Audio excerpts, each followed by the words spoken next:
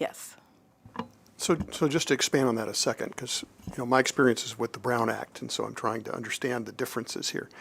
So if one board member expresses an opinion through a blast email to all the other board members on an issue, first of all, is that act a problem if it's just that communication out?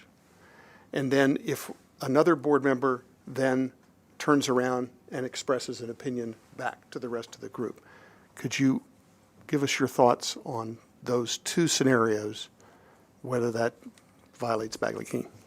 Good question.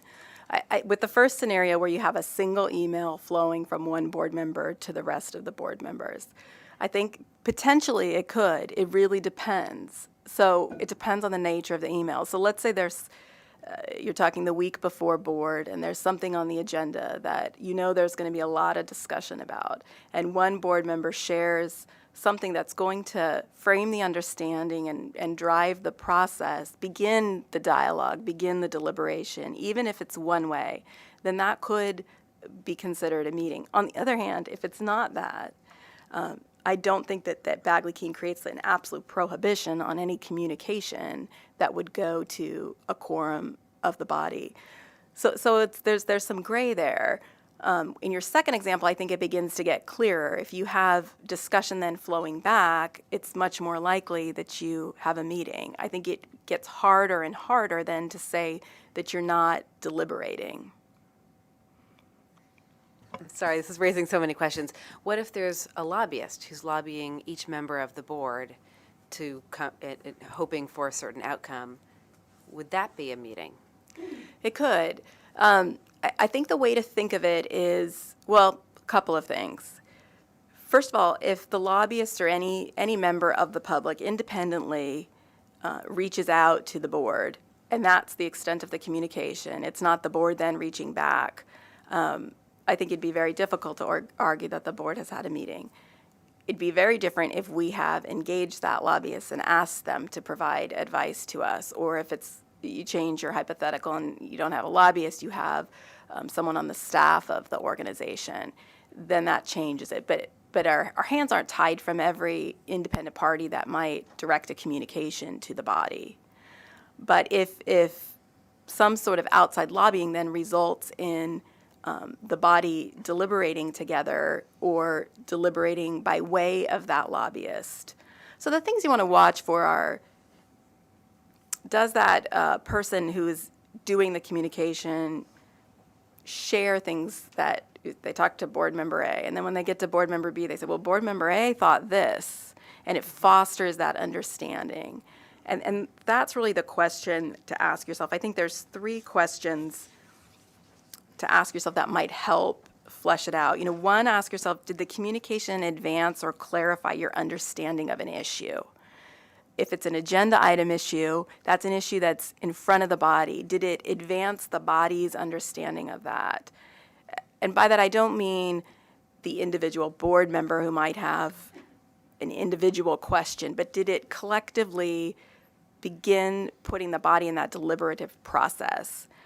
2, did it facilitate some sort of agreement or compromise? And that's very important. If it moves you into the process of reaching a decision or reaching an agreement, then those matters should be held in open session. And 3, did it advance a resolution of some issue, very similar to reaching the agreement?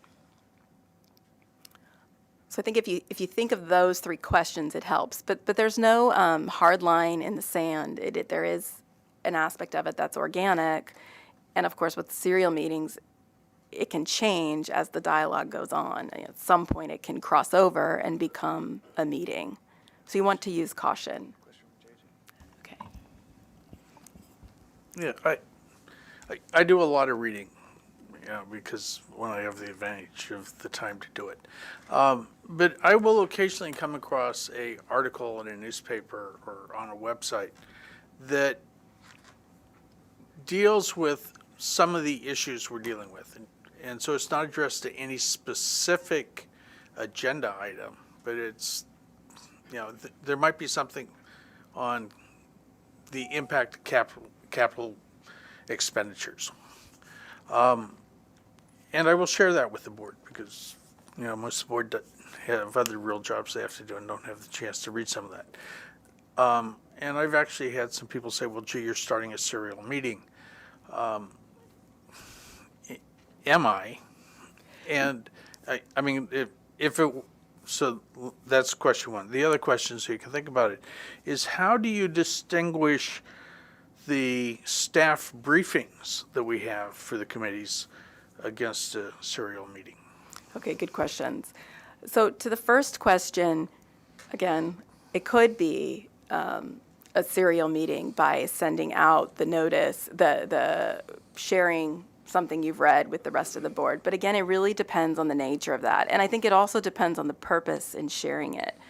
So if you come across an article or a study and you share that with board members because you think that's going to be useful down the road when we get to this hurdle, you see something's going to be in front of us, this is going to prepare us or give us some additional thought, then you really have to think that the public has the benefit as sitting at that table with you as sort of the empty chair in that body. The public has the benefit of that information as well, and that would help explain why it's a serial meeting. On the other hand, if it's not something like that, if it's just something of general interest, then it may not result in a serial meeting. But you want to be cautious even with something like that, because if it does begin to frame the collective understanding of the group, then the public has the benefit of sharing in that. Does it make any difference that it's a public article? I don't it's think something it that was does. in the Wall Street Journal. Well, perhaps it does in that, if it's on the front page of the New York Times, everybody's seen it. But technically, I don't think that it matters that it's already public, because the point isn't that the document couldn't be accessed by the public. The point is that if it's part of the deliberative process, then the public has the right to be involved in that discussion. The public has the right to the collective decision-making process. And if that's a piece of it, then they have a right to participate in it. So again, it's a judgment call. I don't think it means don't ever send anything to everyone else, but I think you have to really think about why you're sending it, how does it inform the body? So I go to a training and they give us a manual, and I share that with the board. Obviously, I went to the training because it somehow fits into PERS. Would sharing that manual potentially be a serial meeting? Again, potentially, although I'd probably feel more comfortable if it's you go to the training, you have it, you don't want to waste and just stick it on a shelf and no one ever sees it again, but you don't have any really intention to do anything else except make it a resource that's available to the board should they want it. One thing you can always keep in mind if you think there's some question is that it always can also be made public. So there's other ways of sharing it that wouldn't be necessarily a communication between you and the board. So if there's something of interest to everyone, then it's something calPERS could share at large. There might be some other ways to get around that. But I think the questions are good because they create the sensitivity. What you're getting at is the sensitivity of the gray lines and kind of the tough areas.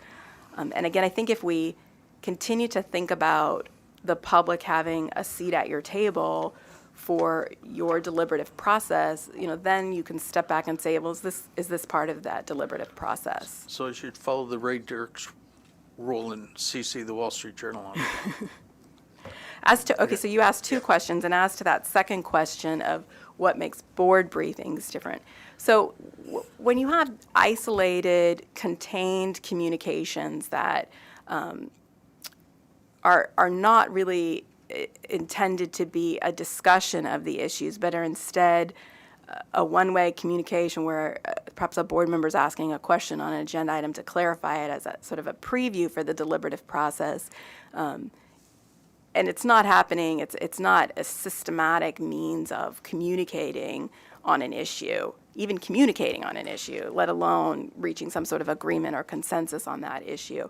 And then in those situations, you're not going to have a serial meeting. And we should keep the discussion theoretical, of course, and leave specific instances for a different meeting.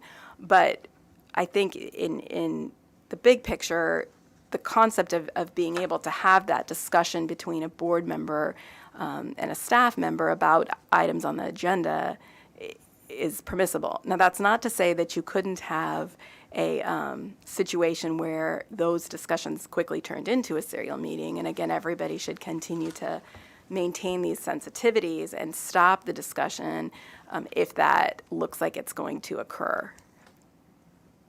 Thank you. Okay. More questions?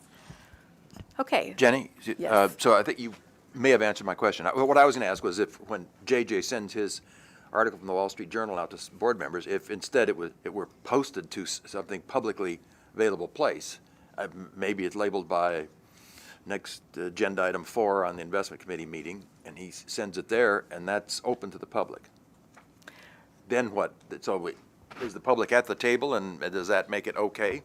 Or Yeah, I think it depends on how you do it. So if I understand you correctly, let's say you find something really informative on an agenda item that's coming up. There's no reason that can't be shared along with the other materials that are made available to the board as part of the agenda. On the other hand, if it's not related to any matter that's in front of you, so you don't already have a noticed meeting, then you want to be careful that you haven't created a meeting by way of sharing it. I think it'd be different if calPERS shared it with the public and members of the board or members of the committee are part of the public who have access to that information. Does that help? maybe. I mean, we have things that we have an asset liability workshop every, it's not really been noticed, but we know we're going to have that, and you come across something that's relevant to it. So again, I'm thinking you post it so that anybody who wants it can see it. Yeah, so I think when you have these workshops and meetings that are already open to the public, there's a whole collection of supporting documents that are going to be considered by the body as part of that discussion, and those documents are made available to the public. And I think that's how you satisfy the Baggley-Keene requirements.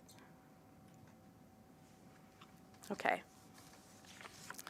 So having established what is a meeting, or at least having established the gray areas of what is a meeting, let's talk for a minute about what doesn't constitute a meeting.